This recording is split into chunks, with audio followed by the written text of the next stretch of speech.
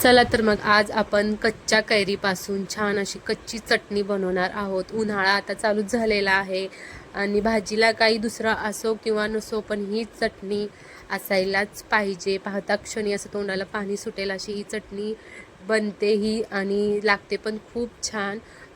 मस्त ज्वारीच्या भाकरीसोबत ही चटणी सकाळ संध्याकाळ खाल्ल्यानंतर म्हणजे खूपच भारी वाटतं आणि इतर भाज्यांपेक्षा ही चटणी तोंडी लावायला अगदी परफेक्ट आहे। चला तर मग ह्या कच्च्या कैरीची छान अशी आपण चटणी बनवूया। त्याच्या अगोदर मीठ लावून थोडंसं जी कैरी आहे ती धुवून घ्यायचं, म्हणजे कैरीला जो चीक असतो तो चीक व्यवस्थित निघून जाईल म्हणून। आणि ही कैरीचे जे काही थोडेफार डागं असतात ते पण साफ होऊन स्वच्छ अशी कैरी होते। एकदम पाहू शकता चिकटपणा जो असतो तो निघून जातो पूर्ण आणि आपल्याला ती कैरी अशी छान मस्त त्याच्यावरची सालं काढून घ्यायची आहेत। आता कैरीवरची सालं काढून घेतलेले आहेत। आता त्याचे छोटे छोटे पीस करूया। आणि ही चटणी खरं तरी म्हणजे कांदा भरपूर लागतो या चटणीला।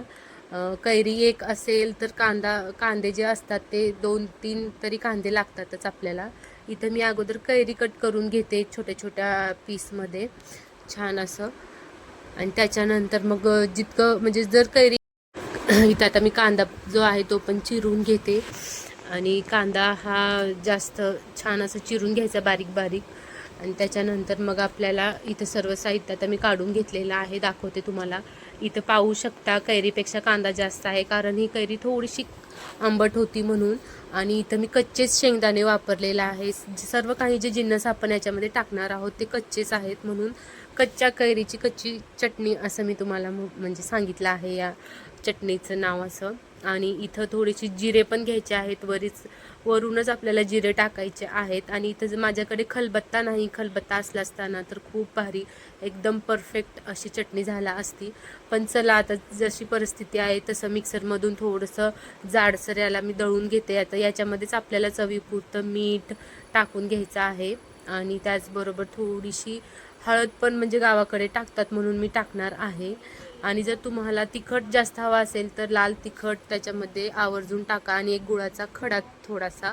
याच्याने काय होईल, जो आंबटपणा आहे तो निघून जाऊन एकदम छान अशी चव येईल आपल्या चटणीला। अशी जाडसर मी वाटून घेतलेली आहे कारण ही जाडसरच खूप छान लागते।